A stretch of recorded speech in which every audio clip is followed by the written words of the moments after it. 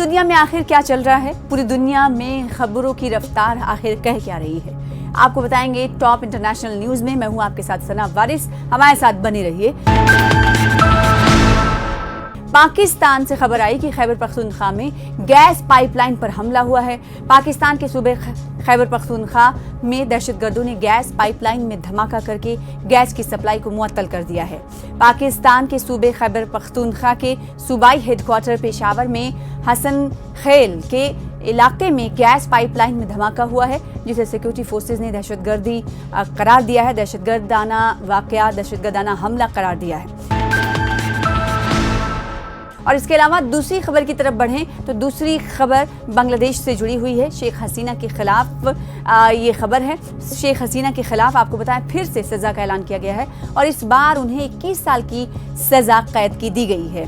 Corruption کے نئے کون سے مقدمات کے تحت انہیں سزا دی گئی ہے، آپ کو اس ویڈیو کے ذریعے پوری تفصیل بتائیں گے۔ کرپشن کے نئے تینوں مقدمات میں عدالت نے یہ فیصلہ دیا ہے کہ شیخ حسینہ نے اپنی اور اپنے خاندان کی زمینیں غیر قانونی طور پر حاصل کی، حالانکہ وہ ان کے لیے اہل نہیں تھی۔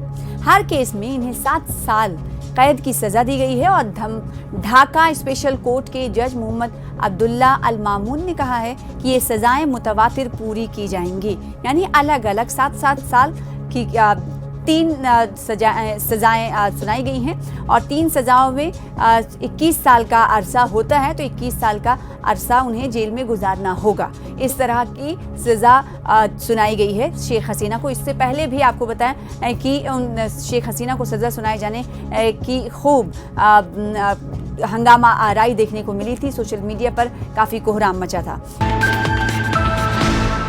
غزہ پر صہیونی بربریت، مزید فلسطینیوں کی شہادت ہوئی ہے۔ آپ کو معلوم ہے کہ صہیونی حکومت لگاتار فلسطین اور غزہ کے لوگوں پر مظالم ڈھا رہی ہے۔ اب صہیونی حکومت نے فلسطینی عوام کے خلاف اپنے جرائم کو جاری رکھتے ہوئے جمعرات کی صبح سے اب تک جنگ بندی کی 16 بار خلاف ورزی کی ہے، جن میں فضائی اور توپ خانے کے حملے اور وسیع پیمانے پر فائرنگ اور گھروں کو تباہ کرنا شامل ہے۔ جاری صہیونی حکومت کے ان فوجی حملوں کے نتیجے میں 6 فلسطینی شہید ہوئے ہیں، جن میں سے 2 کو غاصب فوجیوں نے غزہ کی پٹی میں یلو لائن کے علاقوں میں نشانہ بنایا۔ اور پھر ایک بار رخ کریں گے بنگلہ دیش کا۔ بنگلہ دیش سے خبر ہے کہ سیاسی بحران شدت اختیار کر گیا ہے، عوامی لیگ سڑکوں پر نکلنے کو تیار ہے۔ جی ہاں، بنگلہ دیش میں سیاسی بحران شدت اختیار کرتا ہوا نظر آ رہا ہے اور اس درمیان انٹرنیشنل کرائمز ٹریبونل یعنی ICT کی جانب سے معزول وزیر اعظم شیخ حسینہ کو سزائے موت سنائے جانے کے بعد ان کی جماعت عوامی لیگ نے ملک گیر احتجاجی تحریک کا اعلان کر دیا ہے۔ پارٹی نے ICT کے فیصلے کو غیر قانونی قرار دیا ہے اور عبوری حکومت کے سربراہ محمد یونس کو غیر قانونی قابض اور قاتل فاشسٹ قرار دیتے ہوئے ان کے فوری استعفے کا مطالبہ کیا ہے۔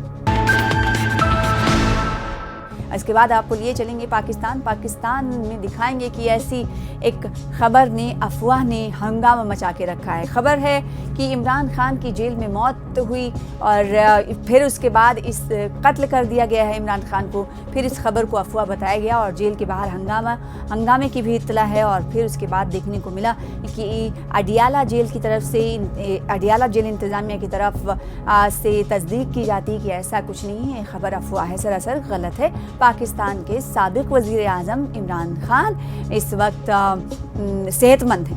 تو پاکستان کے سابق وزیر اعظم عمران خان کی بہنوں نے منگل کے روز اڈیالہ جیل میں ان سے ملاقات کی اجازت کا مطالبہ کیا اور ان کا کہنا تھا کہ عمران خان کی موت کی افواہوں کے بعد جیل کے باہر احتجاج کرتے ہوئے پولیس نے انہیں زد و کوب کیا ہے۔ تو اس طرح کا الزام انہوں نے لگایا۔ پھر الزام لگانے کے بعد ہم نے دیکھا کہ کئی طرح کی دھکا مکی کی بھی تصویریں سامنے آئی اور پھر اس کے بعد جو PTI کی پارٹی کے حصہ تھے فواد چودھری، اور جب سرکار میں جب عمران خان کی سرکار تھی اس وقت information and broadcasting ministry میں تھے، یعنی منسٹر تھے information and broadcast minister تھے فواد چودھری۔ انہوں نے اس وقت اس خبروں پر اس طرح کی افواہ پر کہا کہ یہ سراسر جھوٹی افواہ ہے اور عمران خان جو ہیں اس وقت سوستھ ہیں، اچھے ہیں اور اس جو گردش کر رہی ہے خبر سوشل میڈیا پر وہ غلط ہے۔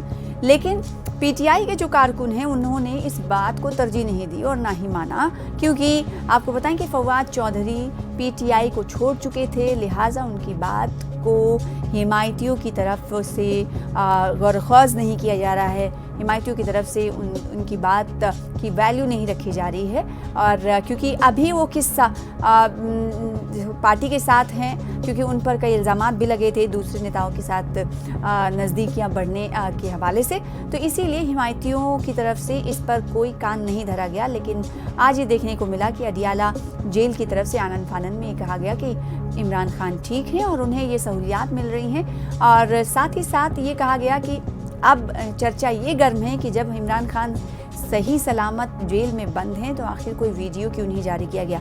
आपको याद होगा कि इससे पहले जब भी कुछ मुद्दे होते थे या किसी मसले पर, या पीटीआई का ही मसला होता था या फिर पाकिस्तान की अवाम से जुड़ा हुआ मुद्दा होता था, उस मौजू पर हमने देखा था कि एहतजाज की कॉल इस इमरान खान साबिक वज़ीर आज़म जेल से देते थे, और उनके उस एहतजाज की कॉल पर पीटीआई के जो कार्यकर्ता थे, कारकुनान थे, वो लब्बैक कहते थे, वो भारी तादाद में वो सड़कों पर आते थे।